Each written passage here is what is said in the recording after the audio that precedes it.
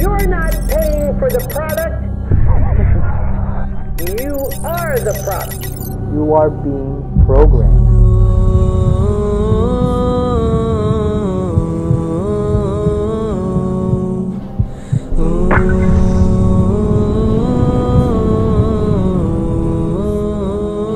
নাহমাদুহু ওয়া নুসাল্লি আলা রাসূলিল কারীম, আম্মা বা'দ। মানুষ তার সুনাম ও সুখ্যাতি নিয়েই বেঁচে থাকে। একজন আত্মমর্যাদা সম্পন্ন মানুষের কাছে নিজের সম্মান তার জীবনের চেয়েও বেশি প্রিয়। তাই তো ইজ্জত রক্ষার্থে মানুষ নিজের জান পর্যন্ত দিয়ে দেয়। কিন্তু অত্যন্ত দুঃখের বিষয়, আজ এমন এক সময় এসেছে আমরা নিজের ইজ্জত সম্মানের মূল্য বুঝলেও অন্যের ইজ্জত সম্মানকে দু পয়সা মূল্যও দিই না। প্রিয় ভাই ও বোন, একজন মুসলিমের ইজ্জত আল্লাহর কাছে অনেক দামি। ইসলামী শরিয়া মানুষের যে 5টি বস্তুর সুরক্ষা ও নিরাপত্তা নিশ্চিত করেছে তার মধ্যে মানুষের সম্মান অন্যতম। বিদায় হজের মহাভাষণে রাসূল সাল্লাল্লাহু আলাইহি ওয়াসাল্লামের দীপ্ত কণ্ঠে সুস্পষ্ট ভাষায় ধ্বনিত হয়েছিল, ফাইন্না দিমাআকুম ওয়া আমওয়ালাকুম ওয়া আ'রাদাকুম বাইনাকুম হারামুন কাহুরমাতি ইয়াউমিকুম হাযা ফি শাহরিকুম হাযা ফি বালাদিকুম হাযা। তোমাদের রক্ত, তোমাদের সম্পদ এবং তোমাদের ইজ্জত পরস্পরের জন্য পবিত্র, যেমনটি এই দিন তোমাদের কাছে পবিত্র। এই মাস তোমাদের কাছে পবিত্র এবং এই শহর তোমাদের কাছে পবিত্র। সাইয়্যিদুনা আবু হুরায়রা রাদিয়াল্লাহু তাআলা আনহু বলেন, রাসূল সাল্লাল্লাহু আলাইহি ওয়াসাল্লাম ইরশাদ করেন, কুল্লুল মুসলিমি আলাল মুসলিমি হারামুন দামুহু ওয়া মালুহু ওয়া ইরদুহু। এক মুসলিমের রক্ত, সম্পদ ও ইজ্জত অপর মুসলিমের জন্য হারাম। আফসোস, বড়ই আফসোস, আজ এক মুসলিমের ইজ্জত অপর মুসলিমের খেলনার বস্তুতে পরিণত হয়েছে। আমরা নির্ভয়ে অন্যের ইজ্জত সম্মান নিয়ে টানাটানি করছি। ফেসবুক, টুইটার, ইউটিউবের মতো সোশ্যাল মিডিয়ার এই যুগে ইজ্জত সম্মান যেন লুটের মালে পরিণত হয়েছে। যে যখন যেভাবে ইচ্ছা যে কারো ইজ্জতের উপর হামলে পড়ছে। নিজের ব্যক্তি স্বার্থ কিংবা দলীয় স্বার্থ চরিতার্থ করার জন্য কারো ইজ্জতের উপর আক্রমণ করা যেন একেবারেই স্বাভাবিক ঘটনায় পরিণত হয়েছে। আজকাল আমাদের তরুণরা দিনের একটি বড় অংশ সোশ্যাল মিডিয়ায় কাটায়। গীবত, পরনিন্দা আর মানুষের ইজ্জত নিয়ে হোলি খেলার এক দুর্গন্ধময় প্ল্যাটফর্মে রূপ নিয়েছে মিডিয়াগুলো।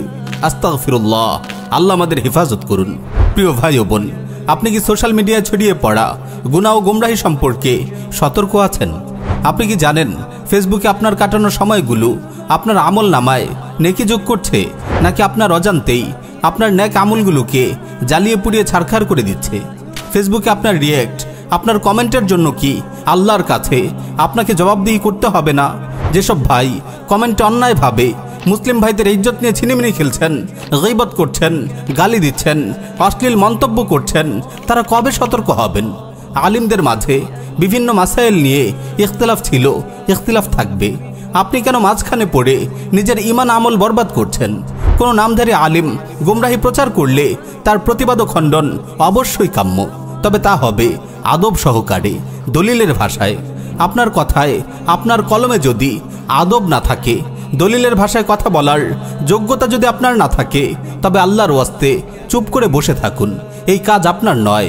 নিজের উপর রহম করুন, নিজেকে জাহান্নামের আযাব থেকে বাঁচানোর চেষ্টা করুন।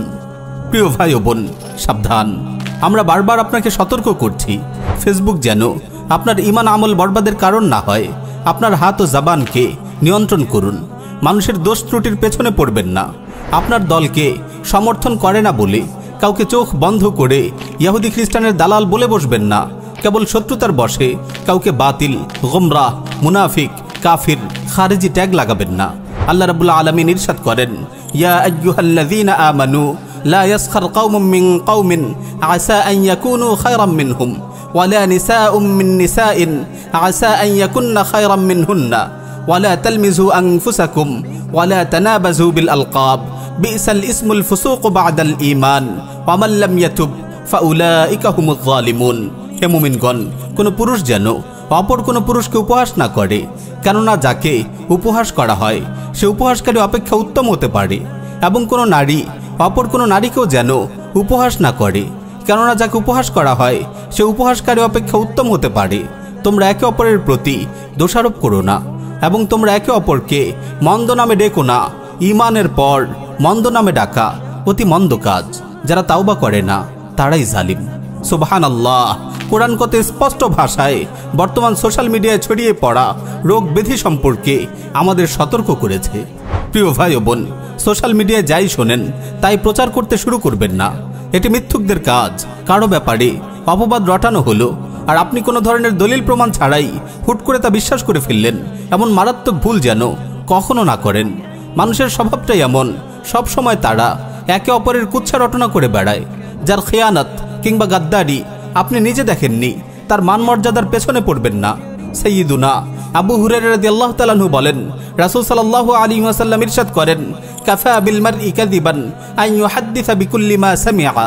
কেউ মিথ্যুক হওয়ার জন্য এতটুকুই যথেষ্ট যে সে যা শুনে তাই বলে বেড়ায়।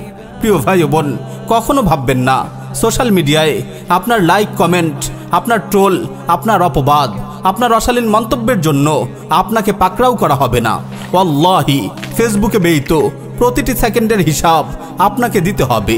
রাসূল সাল্লাল্লাহু আলাইহি ওয়াসাল্লামের আরও একটি হাদিস স্মরণ করিয়ে দিয়ে শেষ করছি আজকের আলোচনা। প্রিয় নবী সাল্লাল্লাহু আলাইহি ওয়াসাল্লাম ইরশাদ করেন, মান ক্বালা ফি মুমিনিন মা লাইসা ফিহি আসকানাহুল্লাহু রাদগাতাল খাবাল হাত্তা ইয়াখরুজা মিম্মা ক্বাল। যে ব্যক্তি কোনো মুমিনের এমন দোষের কথা বলে যা তার মধ্যে নেই, আল্লাহ তাআলা তাকে জাহান্নামীদের দগ্ধ দেহ নিষ্ঠিত বর্জ্যে বসবাস করাবেন, যতক্ষণ না আযাব ভোগ করে সে তার এই মিথ্যা অপবাদের পাপ থেকে পবিত্র হয়ে যায়। আল্লাহ রাব্বুল আলামিন আমাদেরকে সোশ্যাল মিডিয়ার এই আখিরাত বিধ্বংসী ফিতনা থেকে হেফাজত করুন। আমিন ইয়া রাব্বাল আলামিন।